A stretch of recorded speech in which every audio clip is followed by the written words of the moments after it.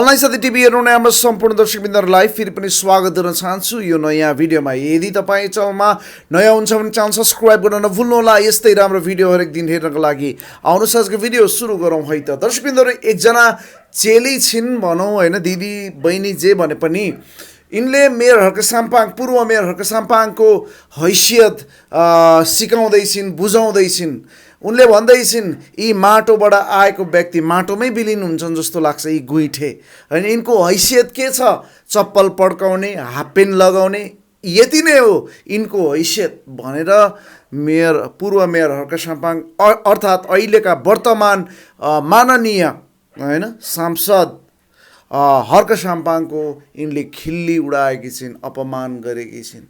कमेन्टहरू यिनलाई एकदमै भरिएर आएका छन्। दर्शकबिन्दु, घुमाएर एकदमै उडाएर भनौँ, यी दिदीलाई उडाएर कमेन्ट गरेका छन् धेरैले।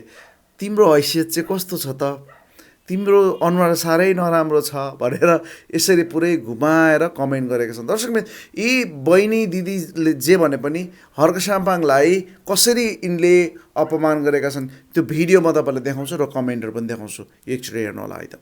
यो गुइठे माटोबाट उठ्या गुइठे होइन र लास्टमा माटोमै गएर मिल्छ जस्तो लाग्छ त मलाई त। यसको हैसियत मलाई कस्तो लाग्छ भने, यिनको हैसियत भनेको हाफ कट्टु लाउने, अनि त्यसपछि हाफ टी सर्ट लाउने र पेटे पेटेवाला चप्पल लाउने, अनि सिगान छोड्दै बाटामा हिँड्ने के। त्यो हैसियतको मान्छे जस्तो लाग्छ होइन। पहिला पहिला त ठिकै लाग्थ्यो, आजकल त यसले काम नगरेर फुस्के जस्तो पो लाग्छ के। अब बालेन्द्र शाहले बोलाएको अब बैठकमा यो सहभागी नहुने, अब कहाँको यो, कहाँको राजा हो यो? हेर न हेर, जनताले के देखेर दिए यसलाई भोट भन्छु के अनि म त। अनि फेरि लो अब भरम फैलाएर नहुने, भरम फैलाएर उहाँ के अरे चिन नाका भ्रमण गरेर चिनले के अरे नाकाबन्दी गरिसक्यो अरे भनेर, चिनले नाकाबन्दी गर्यो भनेर नचाहिने भरम सामाजिक सञ्जालमा फैलाइरहेछ। अब जेल जाने पालो यसको जस्तो लाग्छ हो मलाई त साथीहरू। तपाईँहरूलाई कस्तो लाग्छ? अनि अझ के अरे लो बालेन्द्र शाहका पछाडि होइन, सुदन गुरुङका पछाडि अब प्रहरी फोर्सहरू, पुलिसहरू, ओहो के नाटक हो, के नौटक। हामी त खुलियाम हिँड्यौँ अरे। अनि हैसियत मिल्न परेन। कहाँको हिरा, कहाँको फलाम? तिमी भनेको फलाम हो, बारीमा कोदालो खन्दै गरेर धेरै फालिदिएर आयो भने खासै फरक पर्दैन। अब उनीहरू हिरा हो, हिरालाई संरक्षण गरिन्छ, यति पनि बुझ। तिम्रो हैसियत भनेको त एउटा हाफ कट्टु र टी सर्ट लाउने, एउटा सेतो मैलो परे टी सर्ट के छ नि त्यो लाइरहने हो, त्यो नछोड्नु कहिले पनि। तिमीलाई त एकदम सुहाउँछ त्यही लाउने, पेटी चप्पल लाएर नाकामा सिगान छोडेर त्यहाँबाट बाटामा हिँड्ने।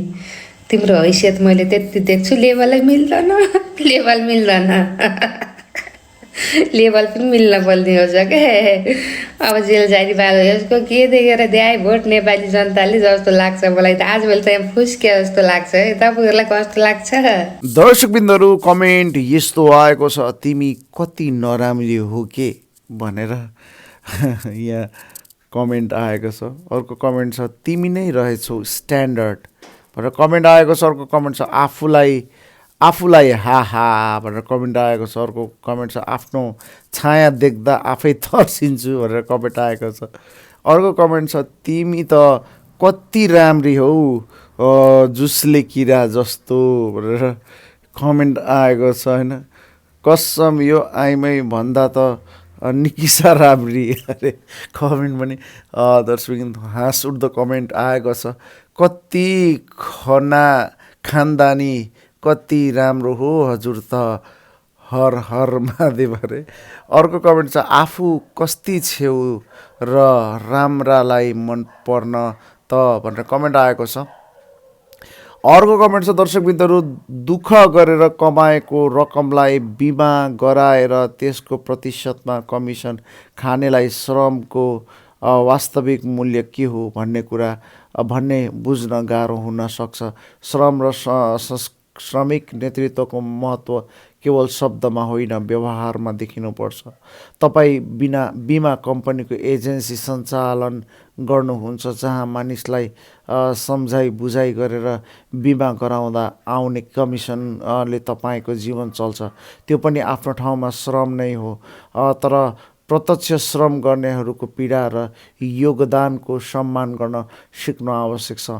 मलाई लाग्छ तपाईँको दृष्टिकोण श्रमिकको पक्षमा भन्दा फरक दिशामा गएको देखिन्छ, त्यसैले यस विषयमा अझ गहिरो रूपमा बुझ्नुपर्ने आवश्यकता छ भनेर यति राम्रो तरिकाले कमेन्ट आएको छ। दर्शकबिन्दहरू, यी चेली चाहिँ अब काम गर्दिरहेछन् होइन, यो कमेन्ट अनुसार होइन। कम्पनी, एउटा बिमा कम्पनी एजेन्सीको सञ्चालन गर्नुहुँदो रहेछ यो कमेन्ट अनुसार। दर्शकबिन्दहरू, अर्को कमेन्ट छ, यो आइमै देख्ने बित्तिकै मलाई आइठान लाग्यो भनेर कमेन्ट आएको छ।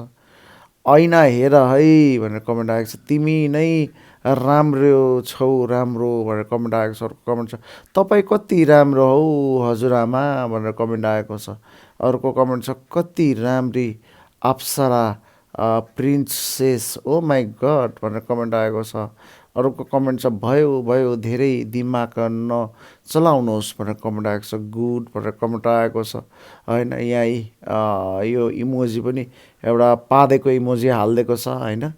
अर्को कमेन्ट छ, भाइरल हुन मन रहेछ भनेर कमेन्ट आएको छ। अर्को कमेन्ट छ, कति राम्री तिमी कठै कोइला बराबर उस्तै कुरा छ्या भनेर कमेन्ट आएको छ। अर्को कमेन्ट छ, तिमी चाहिँ साह्रै राम्री, तिमी गए हुन्थ्यो त भनेर कमेन्ट आएको छ। अर्को कमेन्ट छ, नेपालमा कति नराम्रो मान्छे पनि रहेछ भनेर कमेन्ट आएको छ। अर्को कमेन्ट छ, हो नि सिट भनेर कमेन्ट आएको छ। अर्को कमेन्ट छ, तिमी आफै मिल्छ भनेर कमेन्ट आएको छ। आफूलाई चाहिँ कस्तो लाग्दैछ होला भनेर कमेन्ट आएको छ। अर्को कमेन्ट छ, रिप्लाई पठाएको छु है भनेर कमेन्ट आएको छ होइन। अर्को कमेन्ट छ, यसको कुरा भनेर कमेन्ट आएको छ। सही हो भनेर कमेन्ट आएको छ। कति सुन्दरी हौ भनेर कमेन्ट आएको छ। तँ चाहिँ कहाँको हो भनेर कमेन्ट आएको छ। हर्क साम्पाङ राम्रो मान्छे हो भनेर कमेन्ट आएको छ। कस्तो छ नि आँखा हेर्नु भनेर कमेन्ट आएको छ। अर्को कमेन्ट छ, के भनेको हो भनेर कमेन्ट आएको छ। अर्को कमेन्ट छ, आहा कति राम्री बहिनी भनेर कमेन्ट आएको छ। सोच पनि हुँदो रहेछ भनेर कमेन्ट आएको छ। अर्को कमेन्ट छ, तिमी कति राम्री भनेर कमेन्ट आएको छ। अर्को कमेन्ट छ, सिस हजुरले एकदम सही भन्नुभयो भनेर कमेन्ट आएको छ होइन। अर्को कमेन्ट छ, सही हो सिस तपाईँको कुरा भनेर कमेन्ट आएको छ। छि कति नराम्री मान्छे भनेर कमेन्ट आएको छ। हाइट मेरै मनको कुरो भनेर कमेन्ट आएको छ। हो नि दाई भनेर कमेन्ट आएको छ। अर्को कमेन्ट छ, यिनलाई देखेर आज सपना नि बिग्रिने भो भौमान भनेर कमेन्ट आएको छ। अर्को कमेन्ट छ, 200% हो नि दाजु दिजु भनेर कमेन्ट आएको छ। अर्को कमेन्ट छ, आमुई कति राम्री आन्टी वाउ भनेर कमेन्ट आएको छ। अर्को कमेन्ट छ, म पनि त्यही भन्छु सिस, यही कुरा वनमा खेलेर रातमा निद लाग्दैन, 7 घन्टा मात्रै सुत्छु भनेर कमेन्ट आएको छ। अर्को इमोजी चाहिँ इस भन्ने इमोजी यहाँ रहेछ, हेर्नु त, इस भन्ने इमोजी दर्शकबिन्दहरू होइन। अर्को कमेन्ट छ, घन्टी भनेर कमेन्ट आएको छ। राइट भनेर कमेन्ट आएको छ। सेम अन भनेर कमेन्ट आएको छ। काशिस भनेर कमेन्ट आएको छ होइन। हर्क जय हर्क भनेर कमेन्ट आएको छ। के बोलेको यसले भनेर कमेन्ट आएको छ। अर्को कमेन्ट छ, वाउ तिमी त साह्रै राम्री भनेर कमेन्ट आएको छ। हजुरको हैसियत के छ नि हजुर भनेर कमेन्ट आएको छ। यस्तो किन बोल्नु भएको भाइ भनेर कमेन्ट आएको छ। अर्को कमेन्ट छ, गुड भनेर कमेन्ट आएको छ। ठिक सही ठिक भनेर कमेन्ट आएको छ। र कमेन्टहरू निकै यी दिदीलाई उडाउने खालको कमेन्टहरू आएको छ, किनभने हर्क साम्पाङलाई पुरै अन्डर एस्टिमेट गरेर होइन, हैसियतै छैन, हैसियत नभएको मान्छे, तिम्रो हैसियत के अरे हाफ पेन्ट अनि पट्काउने चप्पल मात्रै हो भन्ने खालको खिल्ली उडाएको कारणले गर्दाखेरि कमेन्टहरू पनि यस्तो आएको छ। दर्शकबिन्दहरू, राईको राजा हो सिस भनेर कमेन्ट आएको छ। कमेन्ट छ, सही हो भनेर कमेन्ट आएको छ। अनि किन यसो गर्छ खै भनेर कमेन्ट आएको छ। होसिस भनेर कमेन्ट आएको छ होइन। निकै कमेन्टहरू छ दर्शकबिन्दहरू, तपाईँले हेर्न सक्नुहुनेछ। तिम्रो हैसियत के हो भन त भनेर कमेन्ट आएको छ। अर्को कमेन्ट छ, आफू त मिस युनिभर्स र वर्ल्डको टप वैज्ञानिक जस्तै रहेछन्, त्यही भएर हर्क साम्पाङलाई खिसी टिउरी गर्दो रहेछिन् भनेर कमेन्ट आएको छ।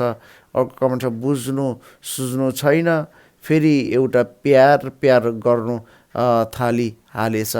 पहिलो संविधान बैठक भएको छैन कसरी कोठे बैठकमा जाने। हिजो पहिलो संविधान बैठक भयो अब कोठे बैठक यहाँ जहाँ बोलाए पनि जानुहुनेछ भनेर कमेन्ट आएको छ। कमेन्ट छ हाइट तिमी हेर्दै मुम्बईकी जस्ती छौ है भनेर कमेन्ट आएको छ। कमेन्टहरू टर्नुहोस् दर्शकबिन्दहरू तपाईँले हेर्न सक्नुहुनेछ। दर्शकबिन्द तपाईँ के भन्न चाहनुहुन्छ? यी दिदी अथवा बहिनी अथवा चेली जे भने पनि यिनले हर्क साम्पाङको एकदमै कठोर तरिकाले अपमान गरेकी छिन् होइन। हैसियत उनले सिकाएकी छिन्। दर्शकबिन तपाईँ के भन्न चाहनुहुन्छ र कमेन्टहरू कस्तो लाग्यो तपाईँलाई त्यो पनि कमेन्ट मार्फत नै भन्नुहोला भन्दै म यो भिडियोबाट बिदा हुन चाहन्छु। हस्त नमस्कार, तपाईँको दिन राम्रो, जय राम, जय नेपाल।